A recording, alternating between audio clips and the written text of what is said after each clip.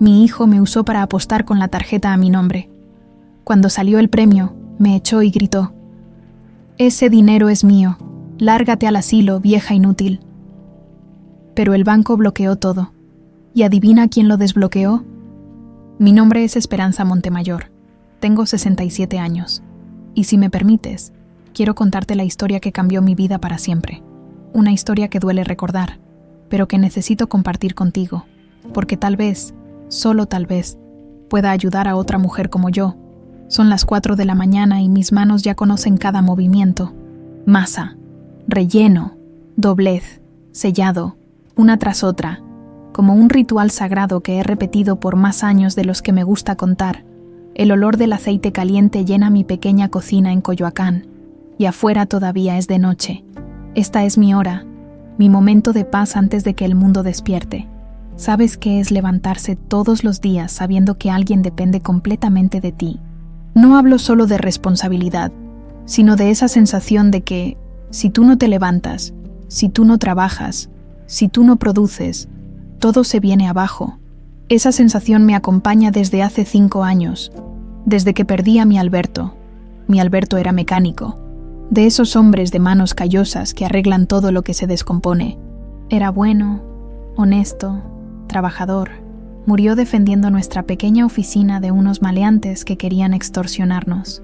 «No les voy a dar ni un peso», me había dicho esa mañana. Fueron sus últimas palabras antes de salir por la puerta. El destino es cruel, ¿verdad? Los buenos se van temprano y nosotras nos quedamos cargando con todo. Pero esta historia no es sobre Alberto, aunque él está presente en cada empanada que hago, en cada peso que gano. Esta historia es sobre mi hijo Rodrigo, mi cruz y mi devoción, como le digo yo. Tiene 42 años, pero te juro que hay días en que siento que sigue siendo el niño de 5 años que se escondía detrás de mis faldas cuando llegaban visitas. Rodrigo duerme en el cuarto de al lado. Son las 4:30 de la mañana y puedo escuchar sus ronquidos a través de la pared delgada. No se levantará hasta las 2 de la tarde, como todos los días desde hace, Dios mío, ¿cuánto tiempo ya? 7 años sin trabajo estable, 7 años en los que he sido yo la que pone el pan en la mesa.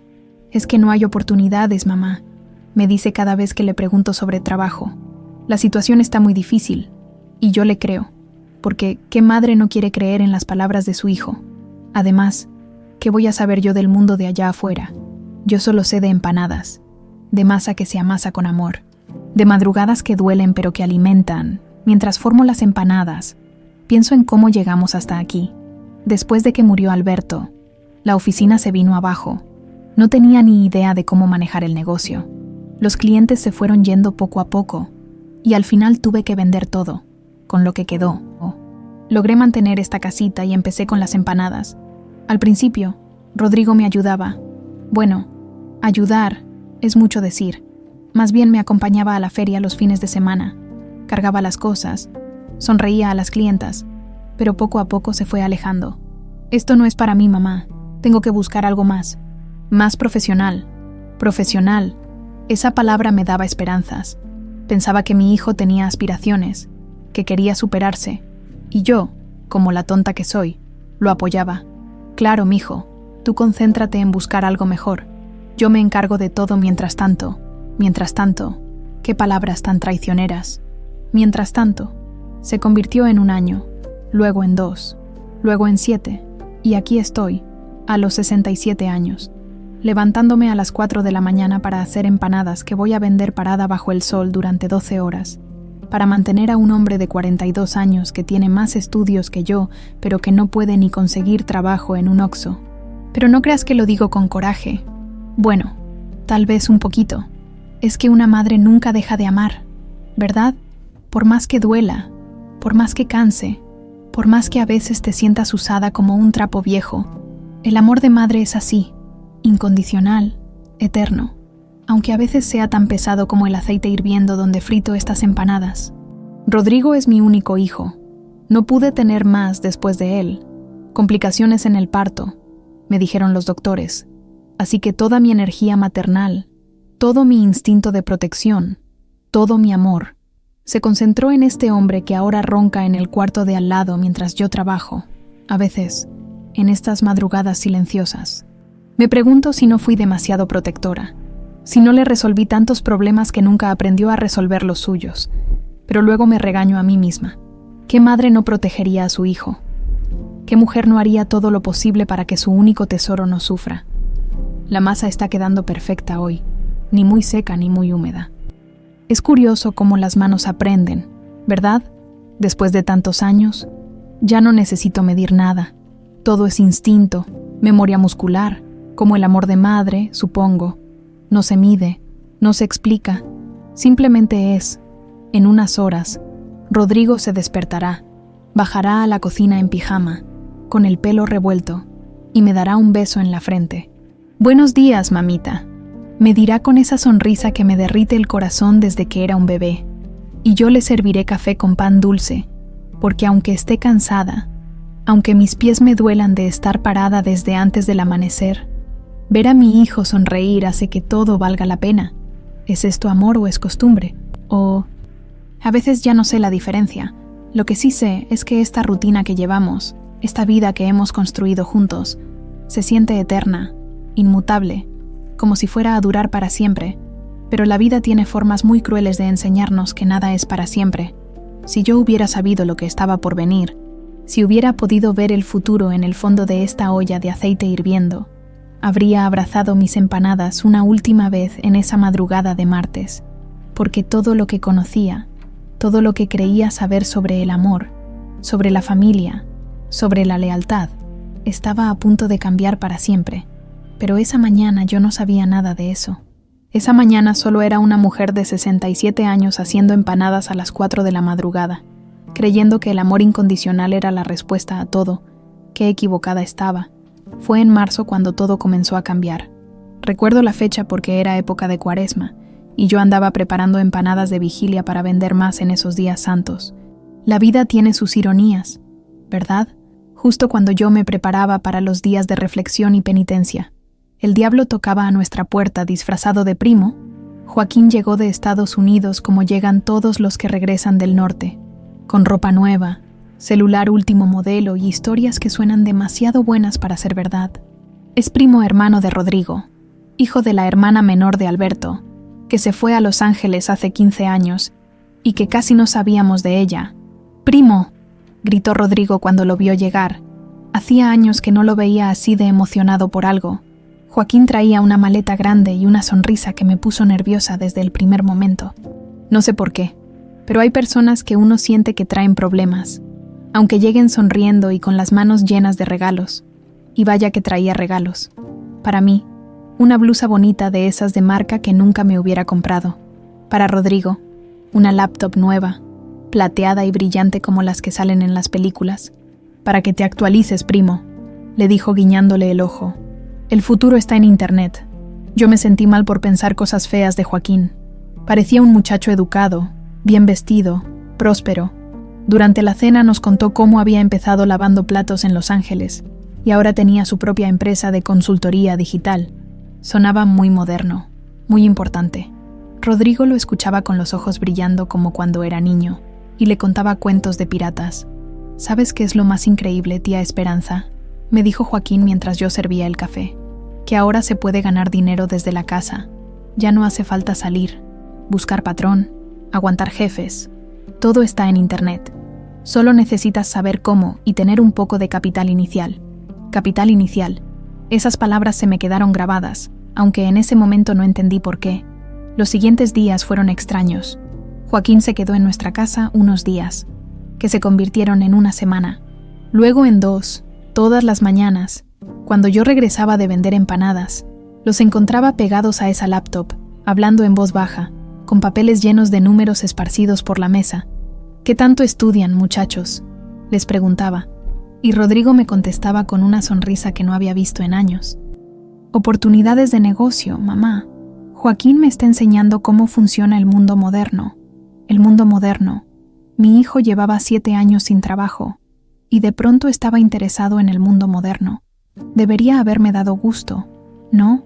Pero había algo que no me cuadraba. Tal vez era la forma en que cerraban la laptop cuando yo me acercaba, o cómo cambiaban de tema cuando entraba a la sala. Una noche los escuché hablando en la cocina. Era muy tarde. Yo no podía dormir por el dolor de espalda que me da cuando trabajo mucho, y bajé por un vaso de agua. Sus voces llegaban claras desde la cocina.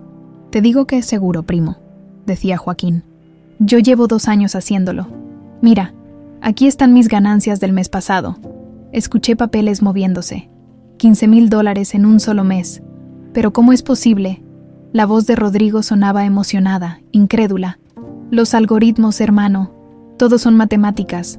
Uno aprende a leer los patrones, las probabilidades, y es como tener una máquina de hacer dinero». Yo no entendía nada de lo que hablaban, pero la emoción en la voz de mi hijo me llegó al corazón. Hacía tanto tiempo que no lo escuchaba así, lleno de esperanza, de energía. Regresé a mi cuarto pensando que tal vez, por fin, Rodrigo había encontrado su camino. Qué ciega estaba. Los días siguientes, el cambio en Rodrigo fue increíble. Se levantaba temprano, se bañaba, se vestía como si fuera a trabajar, pasaba horas en esa laptop, tomando notas, haciendo cálculos. Cuando yo le preguntaba qué hacía, me explicaba con palabras que yo no entendía pero que sonaban muy importantes. «Es inversión digital, mamá. Joaquín me está enseñando a leer mercados internacionales. ¿Sabías que mientras nosotros dormimos, en Europa están jugando al fútbol y uno puede apostar sobre esos partidos desde aquí?» Apostar. Esa palabra me sonó como campana de alarma, pero Rodrigo me tranquilizó inmediatamente. «No, mamá. No es apostar como los borrachos en la cantina. Esto es análisis profesional, matemáticas puras. Mira, Joaquín tiene sistemas, fórmulas. Es prácticamente ciencia. Ciencia, mi hijo, que no había podido terminar ni la preparatoria. Hablaba de ciencia, pero verlo tan animado, tan lleno de propósito, me daba una alegría que no sentía desde hacía años. Joaquín se quedó un mes completo. Cada día le enseñaba algo nuevo a Rodrigo, y cada día yo veía a mi hijo más cambiado. Hablaba de inversiones, de mercados emergentes, de oportunidades globales. Usaba palabras en inglés que había aprendido de Joaquín. Se veía inteligente, importante. «¿Sabes qué, tía?», me dijo Joaquín una tarde. «Rodrigo tiene talento natural para esto. En Estados Unidos, muchachos como él ganan fortunas». Fortunas. La palabra me dio vueltas en la cabeza toda esa noche. El último día de Joaquín en nuestra casa, lo encontré despidiéndose de Rodrigo en la puerta. Se abrazaron como hermanos, y Joaquín le dijo algo que se me quedó grabado para siempre. «Recuerda, primo, en este negocio, el que no arriesga no gana, pero el que sabe arriesgar inteligentemente puede ganar todo». Cuando se fue, la casa se sintió vacía, pero Rodrigo siguió con su nueva rutina. Laptop, números, cálculos. Me contaba que estaba practicando con dinero imaginario, aprendiendo los sistemas que Joaquín le había enseñado. Cuando tenga un poco de capital inicial, me decía, «Voy a empezar en serio. Esto va a cambiar nuestras vidas, mamá». Capital inicial. Ahí estaban otra vez esas palabras. Pasaron 2 semanas después de que se fue Joaquín. Rodrigo seguía estudiando, pero yo notaba que estaba más nervioso, más ansioso.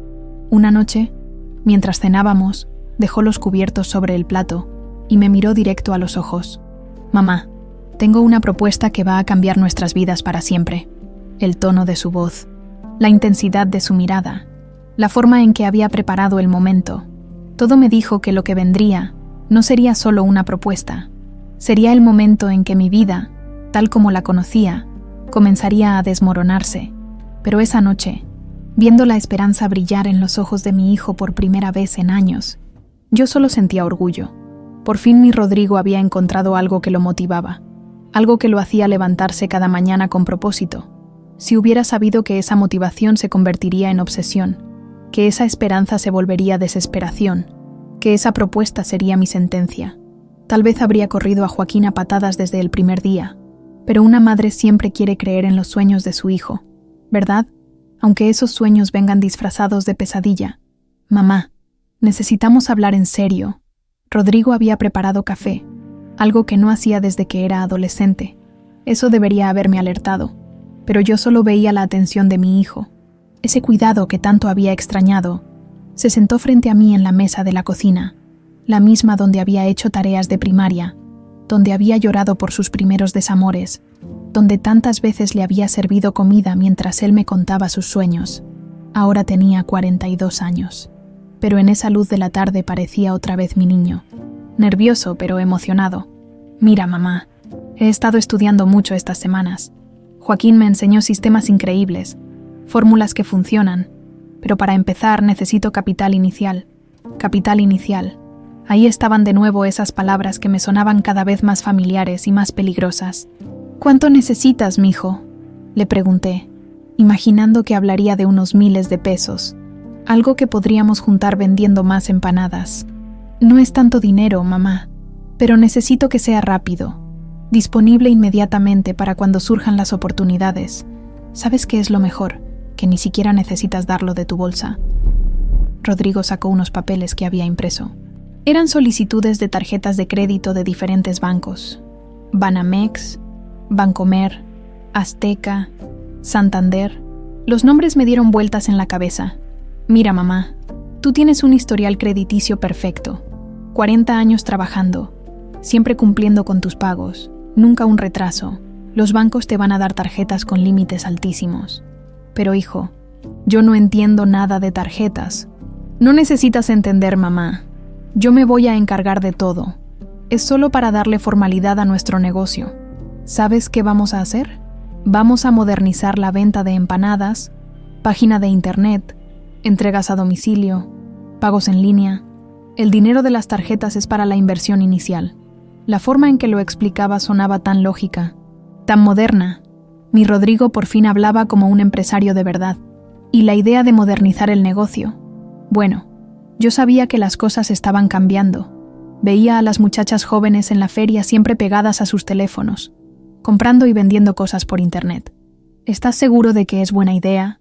Mijo. Mamá, confía en mí. ¿Cuándo te he fallado? Esa pregunta me dolió porque la respuesta era complicada. Rodrigo no me había fallado intencionalmente, pero tampoco había cumplido muchas promesas. Sin embargo, verlo tan seguro, tan entusiasmado, me llenaba de esperanza. Además, continuó, las tarjetas van a estar a tu nombre, pero yo voy a manejar todo el negocio. Tú solo sigues haciendo lo que sabes hacer, las empanadas más ricas de Coyoacán. Yo me encargo de la parte moderna. La primera parada fue Banamex. Llegué con mis papeles en orden, mi identificación, comprobantes de los ingresos de las empanadas, la ejecutiva. Una muchacha muy joven que me recordó a mi sobrina, revisó todo con una sonrisa. Señora Montemayor, su historial es impecable, 40 años de crédito limpio. Es un placer tenerla como cliente. Me aprobaron una tarjeta con límite de 80,000 pesos. 80,000. Era más dinero del que había visto junto en toda mi vida. Cuando salí del banco, tenía una sensación extraña en el estómago, mezcla de orgullo y miedo. ¿Ves, mamá? Te dije que eras una mujer exitosa. Los bancos lo saben. Por eso confían en ti. Rodrigo estaba eufórico. Me abrazó ahí mismo en la banqueta, frente al banco, como cuando era niño, y yo le compraba un juguete que había estado pidiendo por semanas. Bancomer fue igual de fácil. 70,000 pesos de límite, en Azteca. 50,000, en Santander. 60,000. En 2 semanas tenía 6 tarjetas de crédito con un límite total de más de 400,000 pesos. 400,000 pesos. Era una fortuna para una mujer como yo, que contaba cada peso antes de gastarlo, que compraba los jitomates más baratos aunque estuvieran un poco magullados. Esto es increíble, mamá. Con este respaldo podemos hacer maravillas. Vamos a ser los reyes de las empanadas en línea. Cada noche, Rodrigo me explicaba sus planes. Una página web profesional, fotografías de las empanadas, un sistema de entregas, publicidad en redes sociales. Sonaba tan moderno, tan prometedor. Yo me imaginaba mi foto en internet. Doña Esperanza, las empanadas más ricas de México. Las primeras semanas fueron emocionantes. Rodrigo gastó 5,000 pesos en hacer fotografías profesionales de las empanadas. Se veían hermosas, como las de las revistas. Luego vinieron los gastos de la página web, el diseño, la programación. Todo esto es inversión, mamá. Los primeros meses siempre se invierte más de lo que se gana, pero después todo es ganancia pura. Yo le creía porque quería creerle, porque después de tantos años de verlo sin rumbo, De pronto tenía un proyecto, una ilusión. Se levantaba temprano, se vestía bien, trabajaba en la computadora todo el día.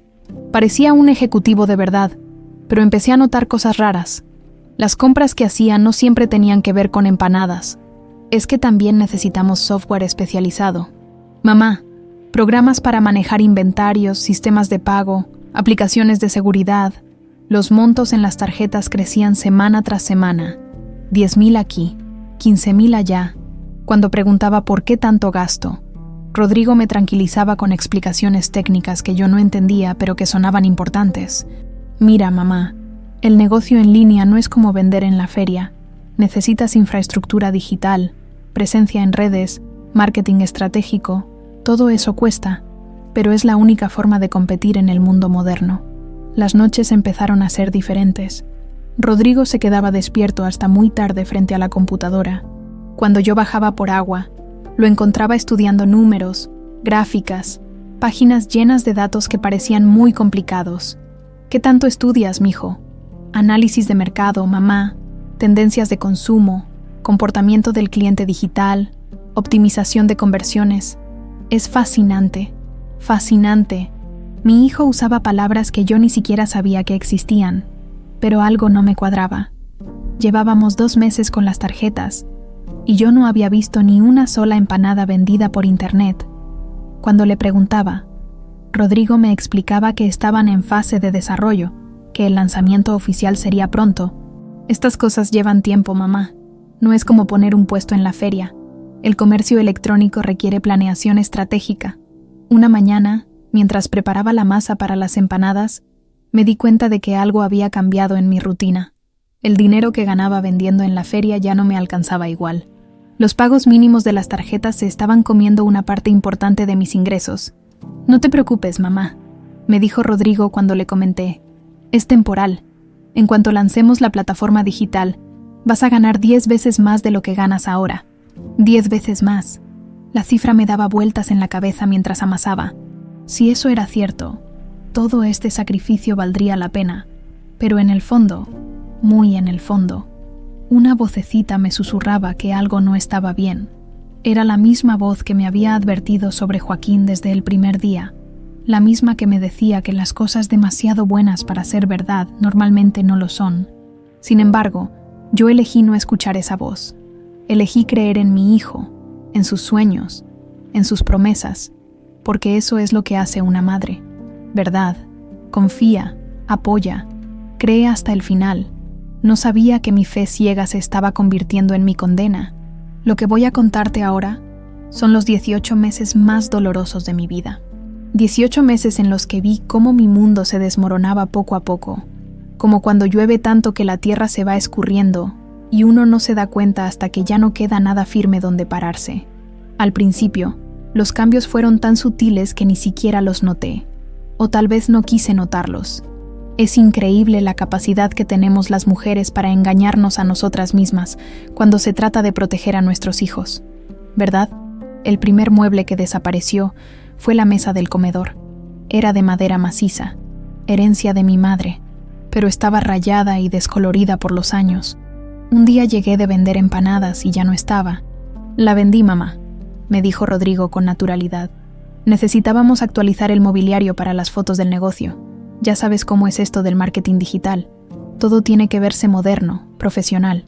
Me enseñó una mesa nueva, de vidrio templado, muy elegante. Mira qué diferencia. Esta sí va con nuestra nueva imagen empresarial. Tenía sentido. La mesa vieja realmente se veía mal en las fotos, y Rodrigo parecía tan seguro de lo que hacía, tan profesional explicando sobre imagen de marca y posicionamiento visual. Después fue el ropero del cuarto de huéspedes. Era demasiado grande para el espacio, mamá. Además, lo cambié por este sistema modular que es mucho más funcional. Luego las sillas de la sala. Estas nuevas son ergonómicas, perfectas para las largas jornadas de trabajo digital. Cada cambio venía con una explicación lógica, con términos técnicos que yo no entendía pero que sonaban importantes. Y yo quería creer, necesitaba creer que por fin mi hijo había encontrado su camino. Los meses pasaban, y el lanzamiento oficial del negocio se retrasaba constantemente. Estamos en fase beta, me explicaba Rodrigo. No puedes apresurarte con estas cosas, mamá. Una página mal diseñada puede arruinar toda la reputación del negocio.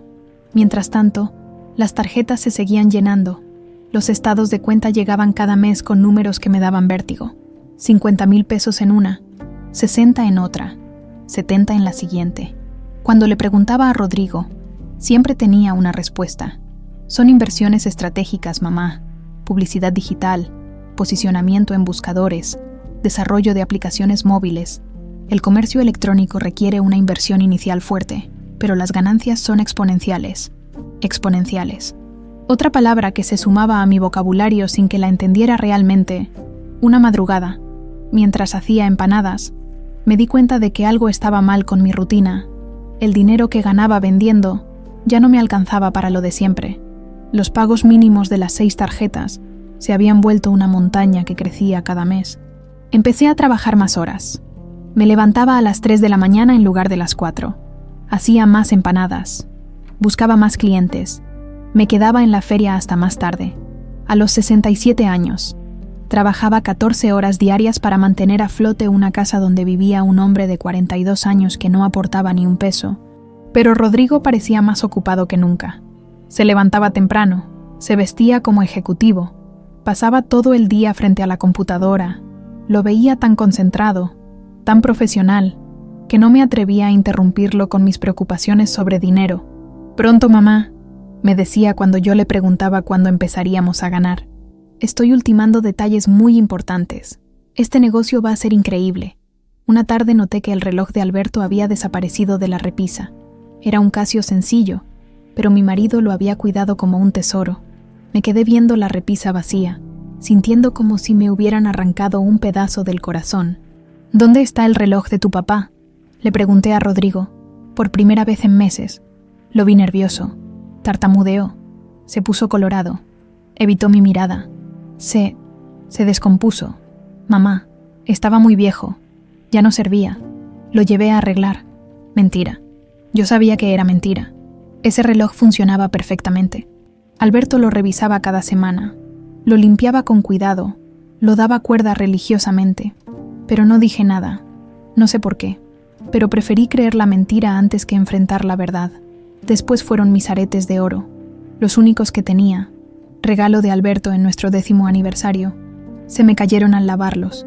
Me dijo Rodrigo, «Pero no te preocupes, te voy a comprar unos mejores en cuanto lancemos el negocio». Mi cadena de plata. Se rompió, mamá.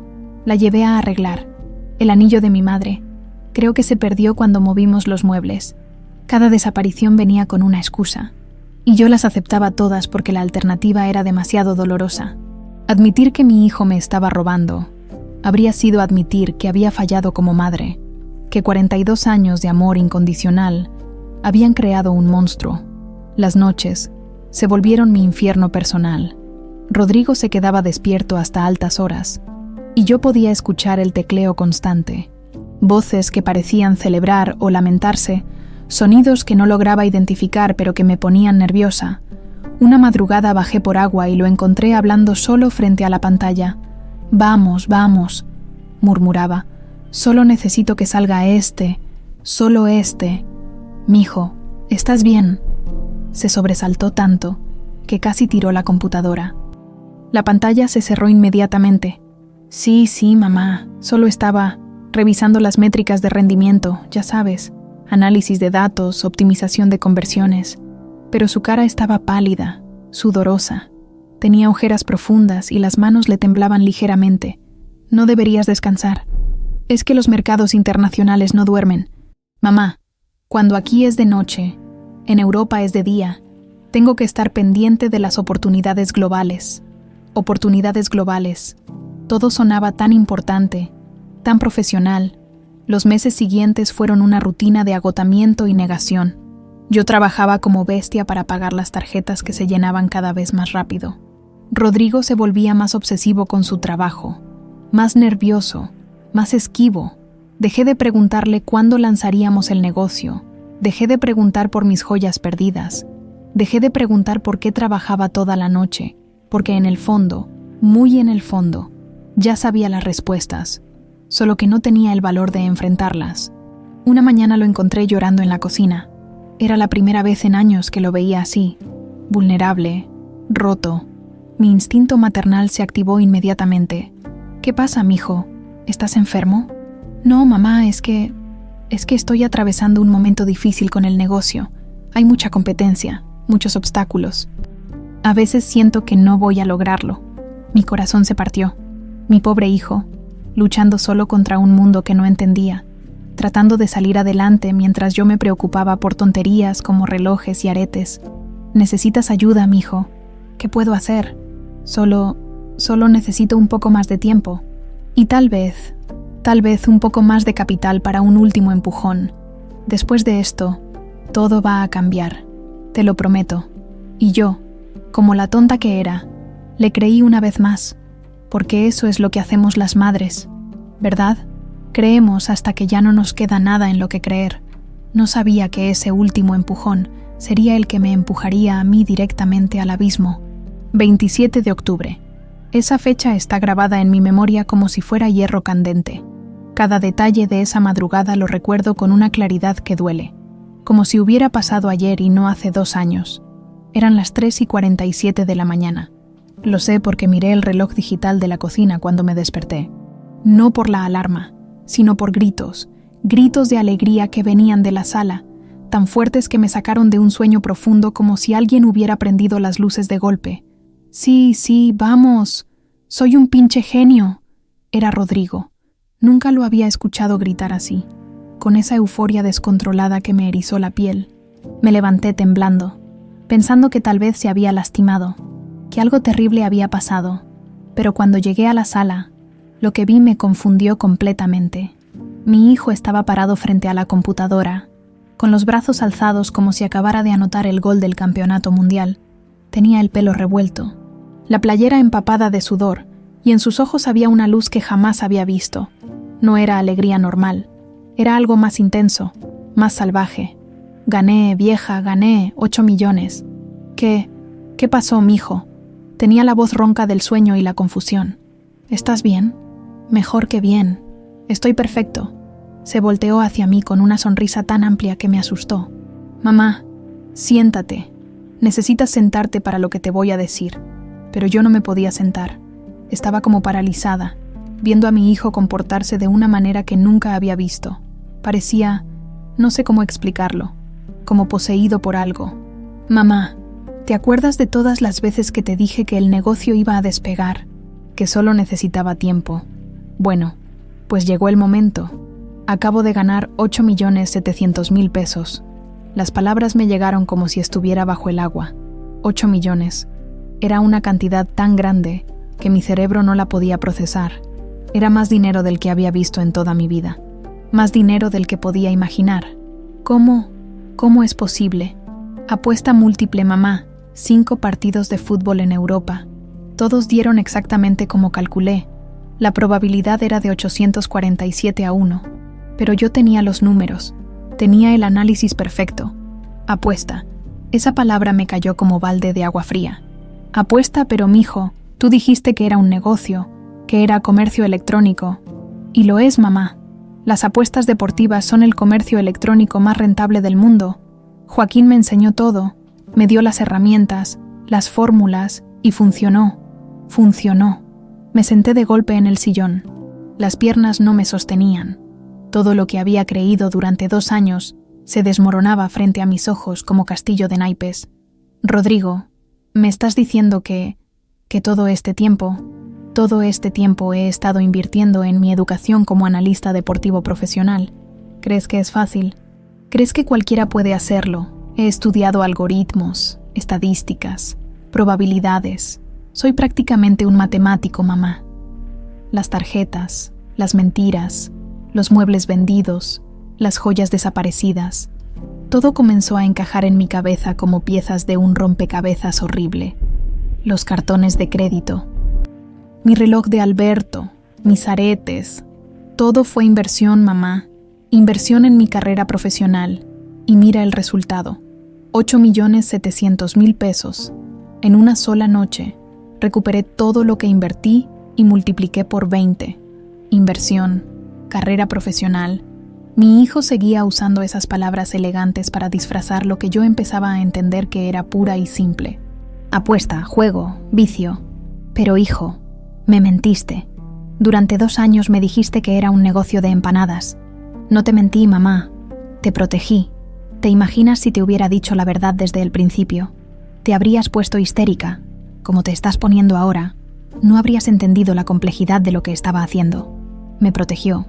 Mi hijo de 42 años me protegió mintiéndome, robándome, usándome. El mundo se me volteó al revés.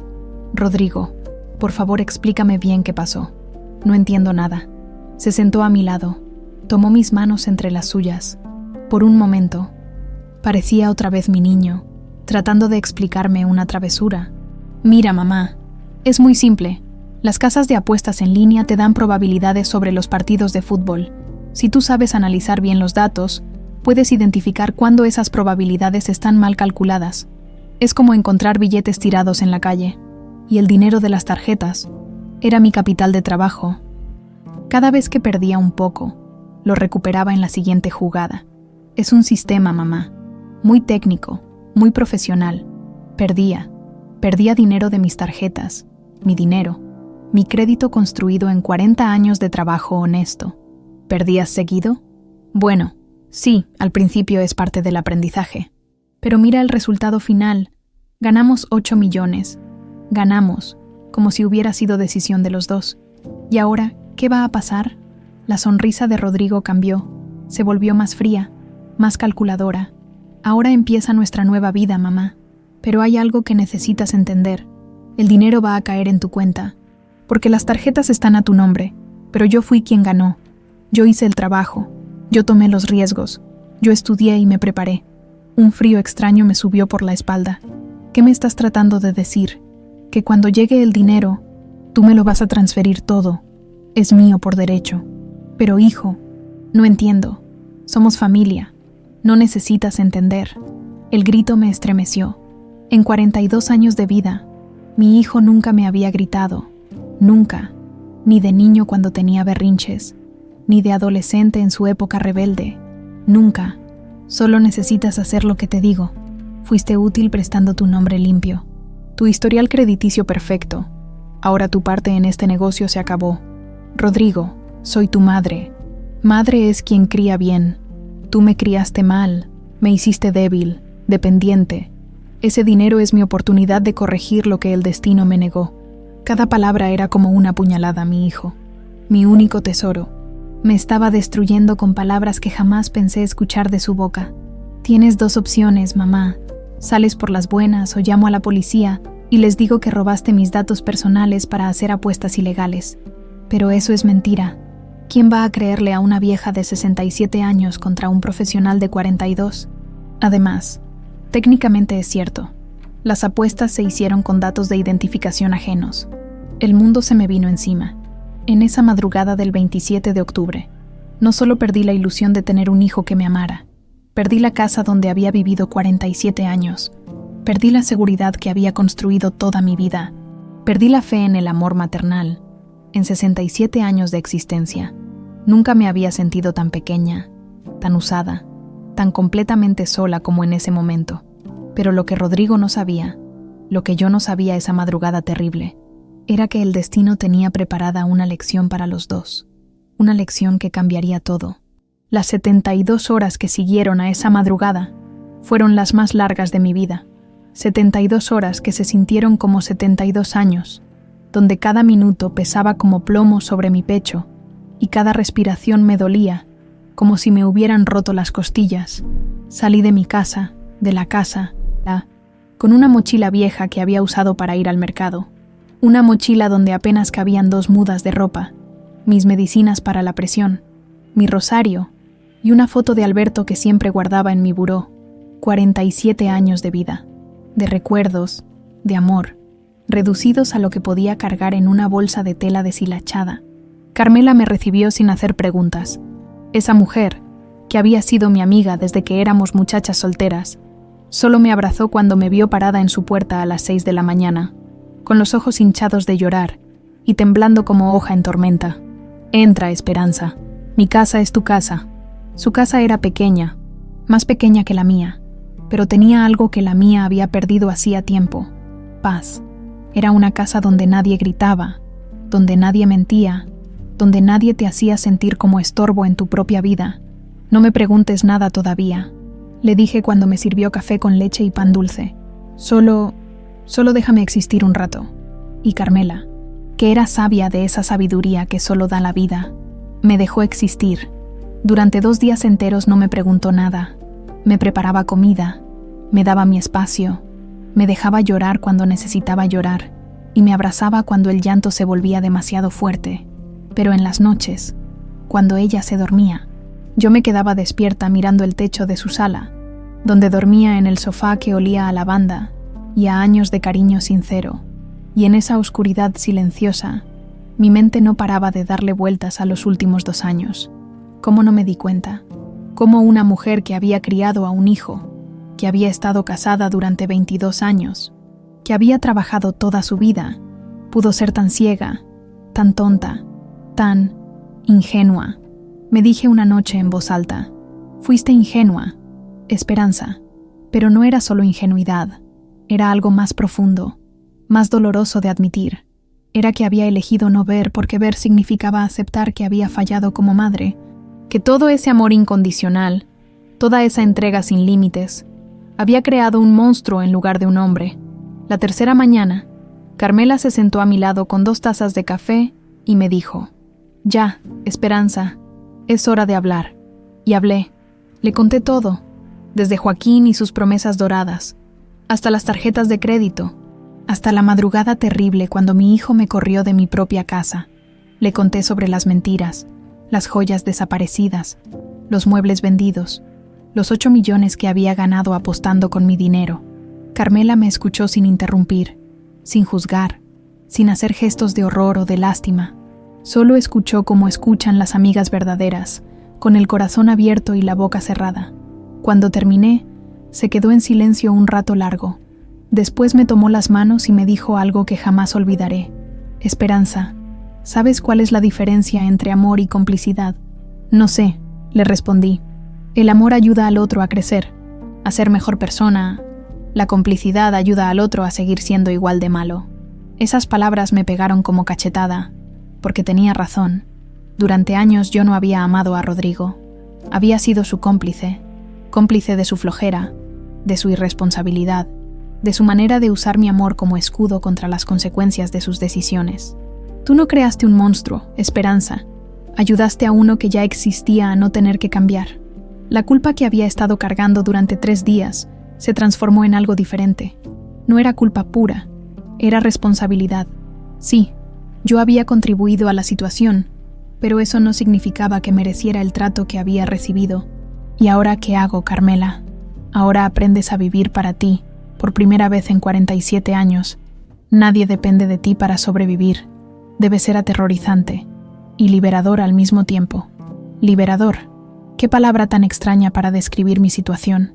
Yo me sentía como barco sin ancla, perdida en medio del océano. Pero Carmela tenía razón. Por primera vez en décadas, mis decisiones solo me afectaban a mí. No tenía que levantarme a las 3 de la mañana a hacer empanadas para mantener a alguien más. No tenía que contar cada peso para asegurarme de que alcanzara para los gastos de otro. No tenía que aguantar mentiras, manipulaciones o chantajes emocionales. Era libre, y esa libertad me daba tanto miedo como esperanza. El 4.º día en casa de Carmela, mientras lavaba los platos después del desayuno, me di cuenta de algo. Mis manos ya no dolían tanto. Durante años había vivido con un dolor constante en las articulaciones por el trabajo excesivo, pero después de 4 días de descanso relativo, el dolor había disminuido. Mi cuerpo estaba empezando a recordar cómo era no estar constantemente agotado. Carmela, le dije esa tarde, ¿crees que soy muy vieja para empezar de nuevo? Esperanza, tienes 67 años, no 167. Claro que puedes empezar de nuevo. ¿Pero cómo? No tengo casa, no tengo dinero, no tengo nada. Tienes algo que a tu hijo le falta, dignidad, y tienes algo que muchas mujeres de tu edad no tienen, la oportunidad de descubrir quién eres cuando no tienes que cuidar a nadie más que a ti misma. Esa noche, por primera vez en 3 días, dormí profundo, sin pesadillas, sin despertarme a cada rato pensando en problemas que ya no eran míos. Dormí como hacía años que no dormía, en paz, y fue justamente esa paz la que me preparó para lo que vendría al día siguiente, el quinto día, viernes 1 de noviembre, Día de Muertos. Estaba ayudando a Carmela a preparar el altar para sus difuntos cuando sonó mi teléfono, un número que no reconocí, pero que algo en mi estómago me dijo que debía contestar. «Señora Esperanza Montemayor». «Sí, soy yo». «Habla el licenciado Herrera, del Banco Azteca. Necesito que venga a vernos urgentemente. Hemos detectado movimientos atípicos en su cuenta y necesitamos verificar algunos datos». El corazón se me aceleró. Rodrigo había estado esperando 3 días a que llegara el dinero, cada día más nervioso, más desesperado. Había empezado a llamarme, primero con súplicas, después con amenazas. ¿Qué tipo de movimientos? «Señora, prefiero no discutir esto por teléfono. Puede venir mañana por la mañana. Es muy importante». Cuando colgué, Carmela me miró con preocupación. «¿Qué pasó?» «No sé, algo sobre mi cuenta del banco. Pero en el fondo, muy en el fondo, algo me decía que mi historia con Rodrigo no había terminado, que el destino tenía preparada una sorpresa más. Una sorpresa que cambiaría todo para siempre. El sábado por la mañana llegué al Banco Azteca con el estómago hecho nudo. Había dormido apenas 2 horas, dándole vueltas a 1000 posibilidades, todas malas. ¿Y si Rodrigo ya había hecho algo ilegal con las cuentas? ¿Y si me iban a meter a la cárcel? ¿Y si...? Pero antes de llegar al banco, pasó algo que no esperaba. Mi teléfono sonó y era Rodrigo. Su voz sonaba diferente, quebrada, desesperada. «Mamacita, perdóname, perdóname por favor. Mamacita». Hacía 5 días que no me decía así, desde la madrugada terrible. Solo me había hablado como si fuera una extraña molesta. Estaba loco, mamá. El estrés, la presión, la emoción del dinero. No sabía lo que decía. «Eres mi madre, mi única familia. No puedo vivir sin ti». Las lágrimas se me vinieron inmediatamente. Era mi niño otra vez, mi Rodrigo vulnerable que me necesitaba. «Por favor, regresa a casa. Vamos a arreglar todo esto juntos. El dinero es nuestro, de los dos.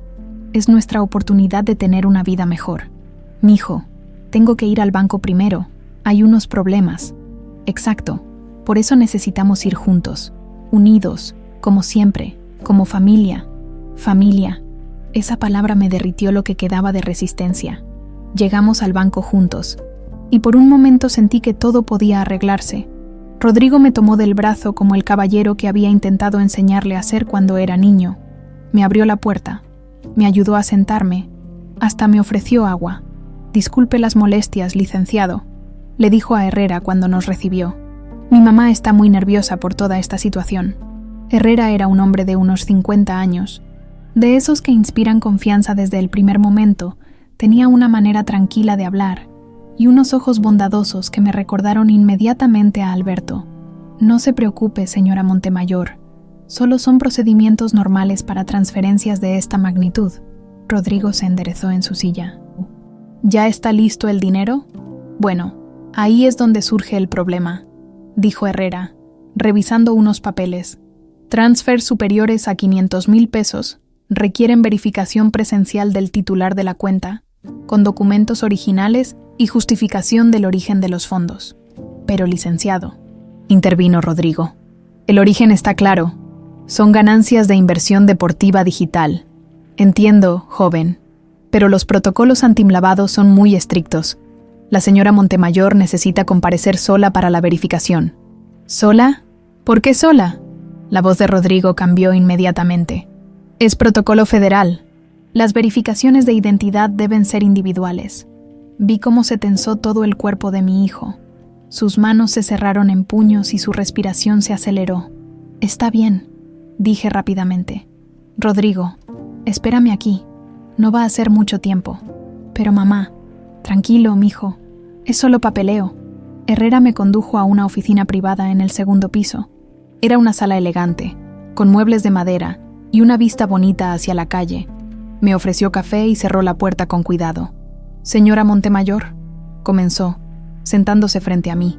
«Antes de proceder con la verificación, necesito hacerle una pregunta personal. Dígame, ¿usted conocía a Alberto Montemayor?»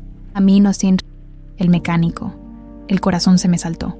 Era mi esposo. Murió hace 5 años. Lo imaginé.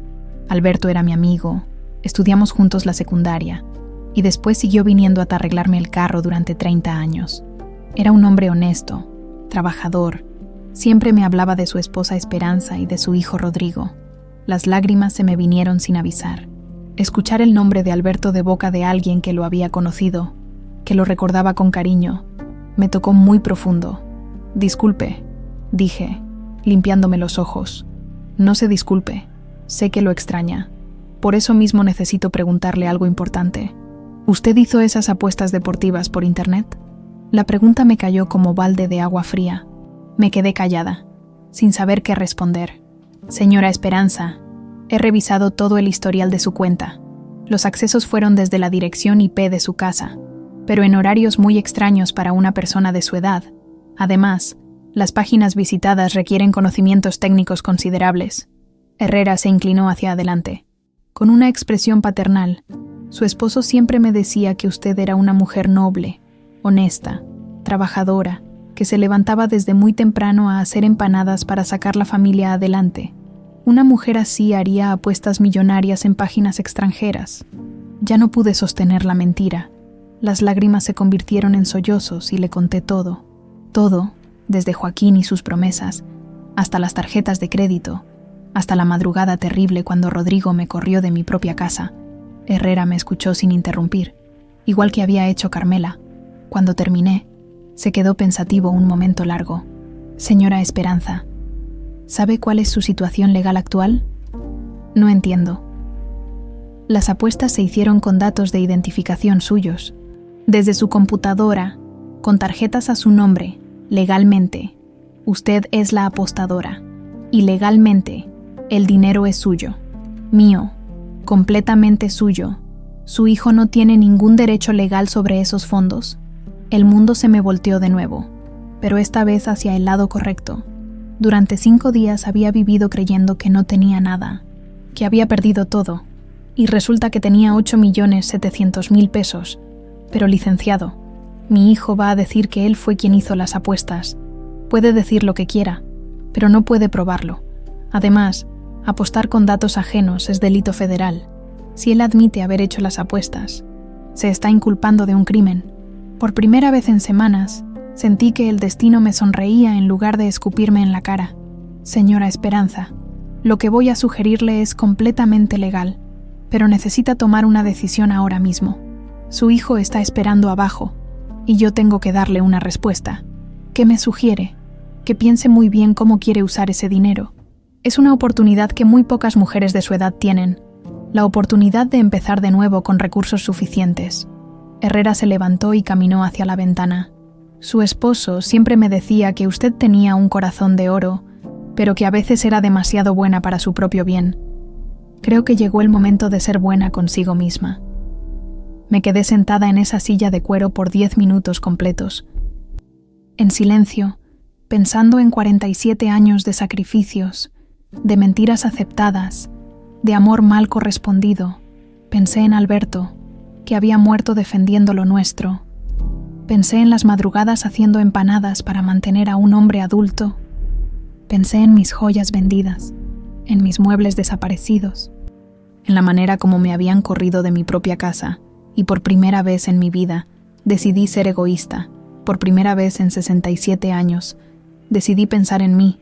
Herrera me dejó sola en esa oficina para que tomara mi decisión.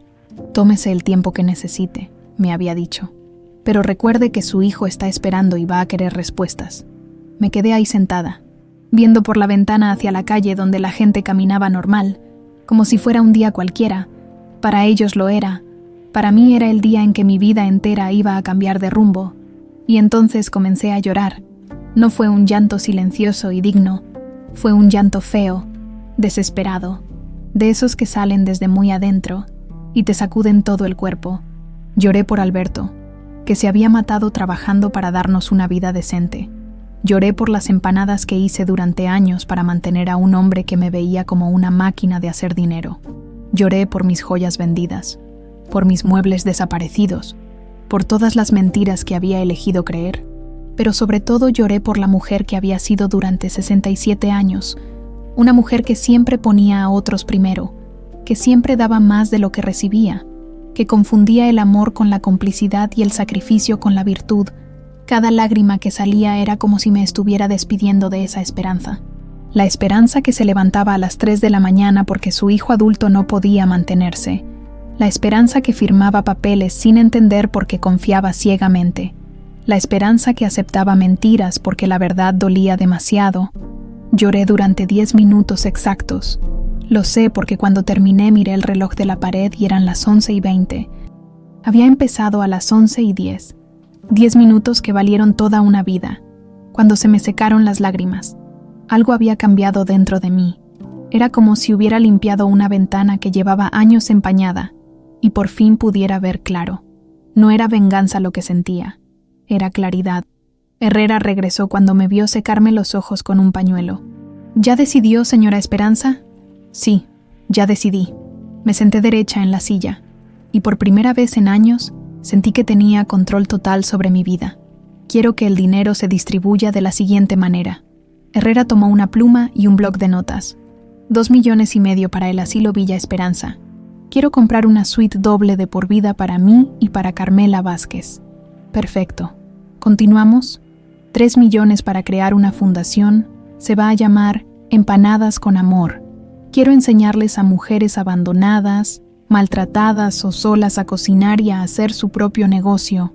Herrera me miró con una sonrisa de admiración. 2 millones en un fondo bloqueado por 10 años para Rodrigo Montemayor, que reciba 1,600 pesos mensuales. Es suficiente para vivir si trabaja, pero no tanto como para que se vuelva flojo. ¿Y el resto?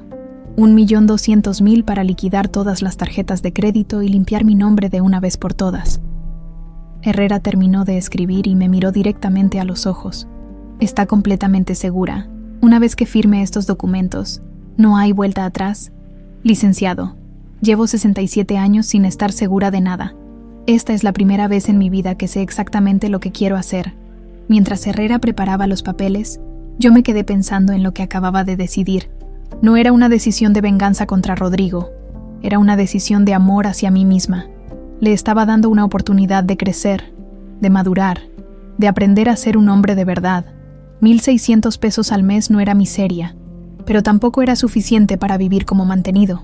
Tendría que trabajar, tendría que esforzarse, tendría que hacerse responsable de su vida.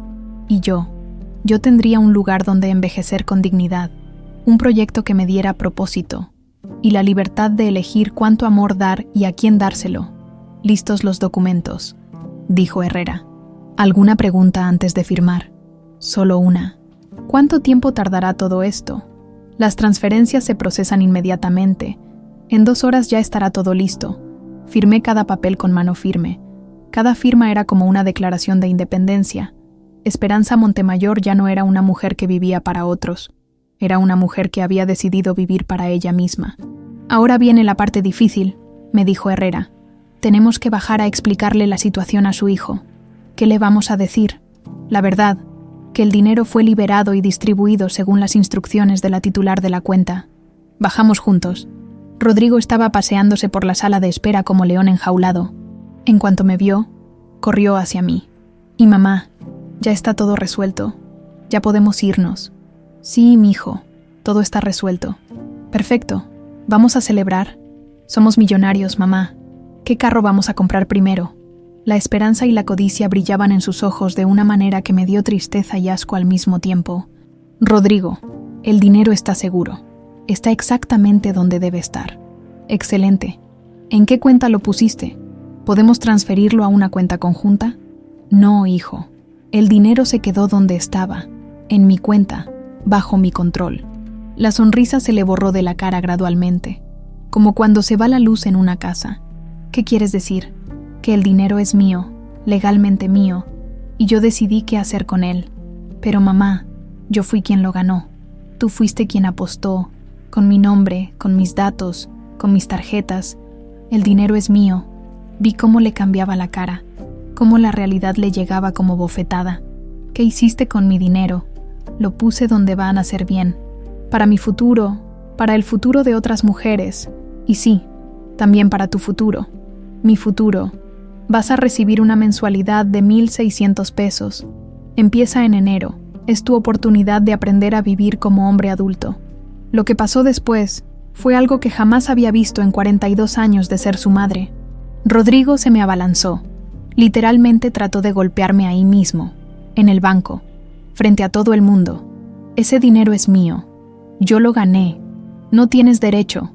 Los guardias de seguridad lo detuvieron antes de que me tocara. Pero su cara, su expresión de odio puro, esa la voy a recordar para siempre. Eres una vieja miserable. Te odio. Ojalá te mueras. Esas fueron las últimas palabras que mi hijo me gritó ese día. Salí del banco caminando despacio, sintiendo el sol en la cara, respirando profundo por primera vez en años.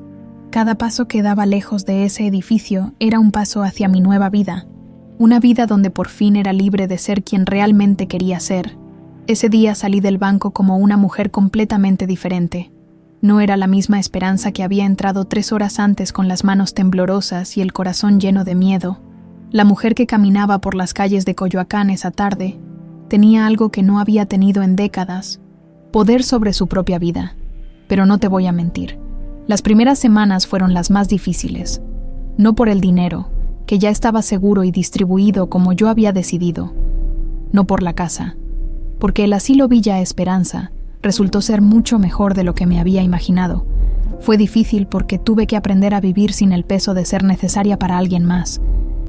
¿Te imaginas lo que es vivir 67 años siendo indispensable y de pronto no serlo? Es liberador y aterrorizante al mismo tiempo. La primera mañana en Villa Esperanza me desperté a las 3:30. Como siempre, mi cuerpo estaba programado para levantarse a hacer empanadas, pero cuando abrí los ojos, recordé que ya no tenía que hacerlo, que podía quedarme en la cama hasta las 6, hasta las 7, hasta las 8 si quería. Lloré esa primera mañana, no de tristeza, sino de una emoción que no sabía cómo describir. Era como si hubiera estado cargando una mochila de 50 kilos durante años, y por fin me la hubiera quitado. Carmela se adaptó mucho mejor que yo. Esperanza, me dijo el tercer día, tienes que dejar de sentirte culpable por estar bien. Tenía razón. Me sentía culpable por desayunar sin prisa, por leer el periódico completo, por tomar mi café viendo las plantas del jardín en lugar de corriendo para llegar a tiempo a la feria. Los primeros meses, Rodrigo intentó todo. Primero vinieron las llamadas. Lloraba por teléfono. Me pedía perdón. Me decía que había estado loco por el estrés, que me extrañaba, que no podía vivir sin mí. Mamacita, por favor, soy tu único hijo. No me puedes abandonar así. Pero yo ya no era la misma mujer que se derretía con sus lágrimas. Rodrigo, no te abandoné. Te di una oportunidad de crecer.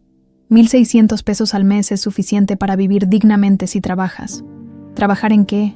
¿Quién me va a dar trabajo a los 42 años sin experiencia? Tu papá empezó en el taller a los 40 cuando perdió su trabajo anterior. La diferencia es que él quería trabajar. Después vinieron los abogados. 3 diferentes intentaron demostrar que las apuestas las había hecho él y que por tanto el dinero le pertenecía. Pero Herrera había hecho muy bien su trabajo. Todos los documentos estaban en orden. Y como él mismo me había explicado, admitir que había apostado con datos ajenos era confesar un delito federal. El último abogado le dijo la verdad que no quería escuchar. Joven, su madre actuó completamente dentro de la ley. No hay nada que hacer. Fue entonces cuando Rodrigo aceptó la mesada, enero de 2024, el primer día que recibió sus 1,600 pesos. Carmela y yo estábamos en el jardín de Villa Esperanza, cuando mi teléfono sonó. Ya llegó el dinero, mamá. Qué bueno, mijo. Es muy poco. Es suficiente para empezar. ¿Y ahora qué se supone que haga? Por primera vez en 42 años de ser su madre, le dije. No sé, Rodrigo. Esa decisión es tuya. Colgué el teléfono y me quedé viendo las flores del jardín. Carmela me tomó la mano. ¿Estás bien? Estoy perfecta. Y era verdad. Por primera vez en mi vida adulta, los problemas de mi hijo no eran automáticamente mis problemas. Mientras tanto, la Fundación Empanadas con Amor estaba tomando forma. Renté un local en el centro de Coyoacán. Compré estufas industriales, mesas de trabajo, todos los utensilios necesarios, Contraté a una nutrióloga y a una contadora para que me ayudaran a estructurar el programa. La primera alumna fue Dolores, una mujer de 55 años que había trabajado toda su vida limpiando casas hasta que la artritis ya no le permitió seguir. Llegó tímida, insegura, diciendo que nunca había sido buena para cocinar. 3 meses después, Dolores tenía su propio puesto de quesadillas y mantenía a sus 2 nietas mientras su hija trabajaba. «Doña Esperanza», me dijo un día, «usted me salvó la vida». «No, mija, tú te salvaste sola. Yo solo te di las herramientas». Pero cada mujer que se graduaba del programa era como una pequeña venganza contra todos los años en que me habían hecho sentir inútil. Como si mi único valor fuera dar dinero y comida sin recibir nada a cambio. María José, madre soltera de 3 hijos, ahora vendía tamales por las mañanas y estudiaba administración por las tardes. Patricia, abandonada por su marido después de 30 años de matrimonio, había abierto una cocina económica que daba trabajo a otras 2 mujeres. Rosa, que llegó con la cara golpeada por última vez, ahora tenía su propio negocio de postres y una casa donde nadie la maltrataba. Cada una de ellas era una prueba de que el dinero había sido invertido donde debía estar. Y Rodrigo tardó 8 meses en encontrar trabajo, no porque no hubiera ofertas.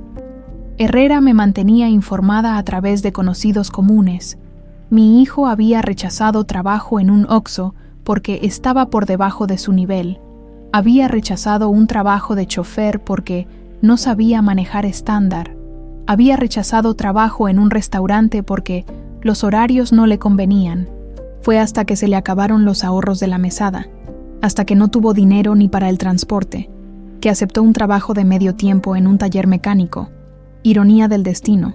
Terminó trabajando con las manos, arreglando cosas, exactamente como su padre había tratado de enseñarle durante años. El día que me enteré, no sentí triunfo. Sentí una tristeza tranquila. Tristeza porque había tenido que llegar a los 43 años para aprender algo que su padre había intentado enseñarle desde los 15. Pero también sentí algo que no había sentido en décadas, orgullo por una decisión que había tomado. No era crueldad lo que había hecho, era amor, amor real, no la complicidad disfrazada de amor que había practicado durante años. 1 año después de la fundación, ya habíamos graduado a 47 mujeres, 47 historias de mujeres que habían recuperado su dignidad, su independencia, su valor propio. Y yo había descubierto quién era Esperanza Montemayor cuando no tenía que cuidar a nadie más que a sí misma. Era una mujer fuerte, inteligente, capaz. Una mujer que había construido algo importante con sus propias manos. Una mujer que se levantaba cada mañana con propósito. Pero un propósito que ella misma había elegido. La mujer que había vivido durante 67 años para otros, había muerto ese día en el banco. La mujer que nació en su lugar era alguien que jamás había imaginado que podía ser. Y esa mujer, por primera vez en su vida, era completamente libre. 2 años han pasado desde aquella madrugada que cambió todo. 2 años en los que he aprendido que la vida puede empezar de nuevo a cualquier edad, si uno tiene el valor de soltarse de lo que conoce y abrazar lo que merece. Hoy es jueves, como todos los jueves desde hace 18 meses. Y como todos los jueves, me levanto temprano, pero no a las 3 de la mañana para hacer empanadas que mantengan a alguien más. Me levanto a las 6, tomo mi café con calma, leo las noticias, y después me voy a dirigir la cocina industrial de la Fundación Empanadas con Amor. Porque sí, la dirijo yo, una mujer de 69 años que pensaba que su único talento era hacer empanadas para vender en la feria. Resulta que también tiene talento para enseñar, para organizar, para inspirar a otras mujeres a encontrar su camino. Esta mañana, mientras superviso a las alumnas de la nueva generación, recibo un mensaje de texto que me llena de orgullo. Doña Esperanza, ya abrí mi segundo local. Gracias por creer en mí cuando ni yo misma creía. Patricia fue alumna de mi 3ª generación. Llegó con 58 años, sin haber trabajado nunca fuera de su casa, abandonada por un marido que se fue con una muchacha a la mitad de su edad. Ya estoy muy vieja para empezar, me decía. Hoy tiene 2 restaurantes y da trabajo a 8 personas. Son las historias como la de Patricia las que me recuerdan por qué todo lo que pasé valió la pena. A las 11 de la mañana llego a la feria de Coyoacán, no a vender empanadas, sino a hacer algo que se ha vuelto mi ritual más importante de la semana. Camino entre los puestos, saludando a los vendedores que me conocen desde hace años.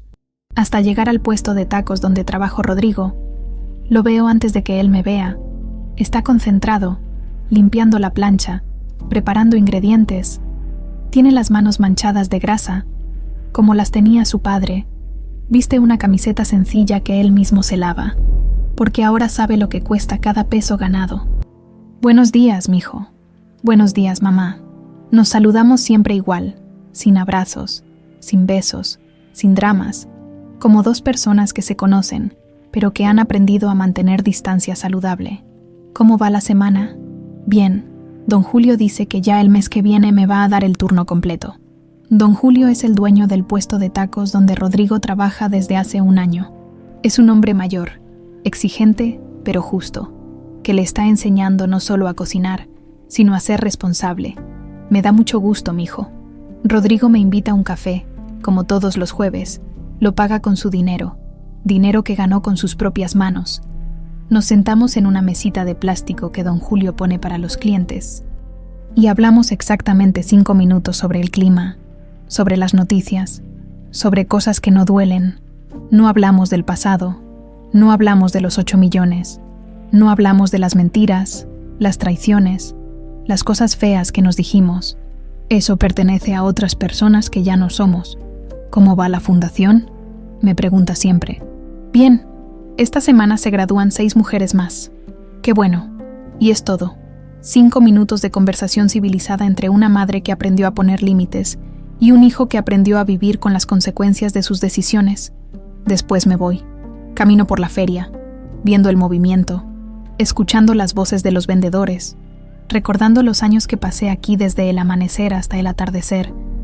Fue una vida difícil, pero fue mi vida, y me sirvió para llegar hasta donde estoy ahora. En la tarde regreso a Villa Esperanza. Carmela me espera en el jardín con una sonrisa y un té de manzanilla. ¿Cómo estuvo tu jueves con Rodrigo? Como siempre. Correcto. ¿Te duele todavía? Es una pregunta que me hace seguido, y la respuesta cambia poco a poco. Ya no duele como antes.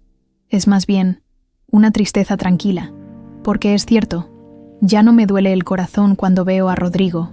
Ya no siento esa punzada de culpa que me acompañó los primeros meses. Ahora siento algo más parecido a la aceptación. Aceptación de que no todos los hijos resultan como uno espera. Aceptación de que el amor incondicional puede volverse tóxico si no tiene límites. Aceptación de que a veces la decisión más amorosa es dejar que el otro aprenda a valerse por sí mismo. ¿Sabes qué es lo más curioso, Carmela?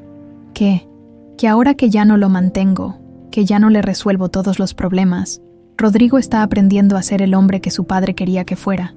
Es la ironía más grande de toda esta historia. Durante años traté de protegerlo de todo, de darle todo lo que necesitara para que fuera feliz. Y lo único que logré fue mantenerlo como un niño grande en cuerpo de hombre adulto. Fue hasta que le quité esa protección, hasta que lo obligué a enfrentar las consecuencias de sus decisiones, que empezó a crecer de verdad. La semana pasada, don Julio me buscó en la fundación. Doña Esperanza, quería agradecerme que don Julio, su muchacho Rodrigo, al principio pensé que no iba a aguantar ni una semana. Llegaba tarde, se quejaba de todo, tenía esas manos tan suaves que no servían para nada. Me reí porque era cierto. Rodrigo había llegado a los 43 años sin cayuces en las manos. Pero mire usted, ya lleva un año trabajando. Ya aprendió que si no viene, no cobra. Ya sabe que si no hace bien su trabajo, se queda sin trabajo. Es otro hombre, otro hombre. Esas palabras me llenaron de una emoción rara, mezcla de tristeza y orgullo.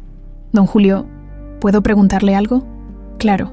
Doña, ¿cree que Rodrigo habla mal de mí? ¿Dice que soy una mala madre?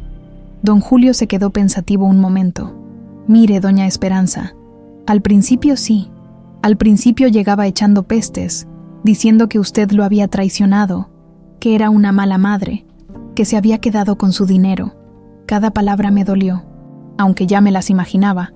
Pero después de unos meses, cuando empezó a entender lo que significa ganarse el dinero con las propias manos, dejó de hablar así. ¿Y ahora qué dice? Ahora no dice nada, pero yo lo veo diferente, más, ¿cómo le digo? Más hombre, más completo. Esa conversación me dio una paz que no sabía que necesitaba. Hoy, mientras escribo esto, han pasado 2 años desde que tomé la decisión más difícil de mi vida. 2 años desde que elegí salvarme a mí misma, en lugar de seguir hundiéndome en nombre del amor maternal. Me arrepiento. No, ni un solo día. Extraño a mi hijo. Extraño al hijo que pude haber tenido si hubiera sido más valiente antes. Pero no extraño al hombre niño que me usaba y me mentía. El dinero compró algo que 67 años de sacrificio no pudieron comprar. La libertad de elegir cuánto amor dar y a quién dárselo. La libertad de vivir mi propia vida. La libertad de ser Esperanza Montemayor, no solo la mamá de Rodrigo. Y la lección más importante que aprendí es esta. Ser madre no significa destruirse por el hijo. A veces, el acto de amor más grande es permitir que ambos sean libres. Libres para elegir, libres para crecer, libres para encontrar su propio camino, incluso si ese camino los lleva lejos uno del otro.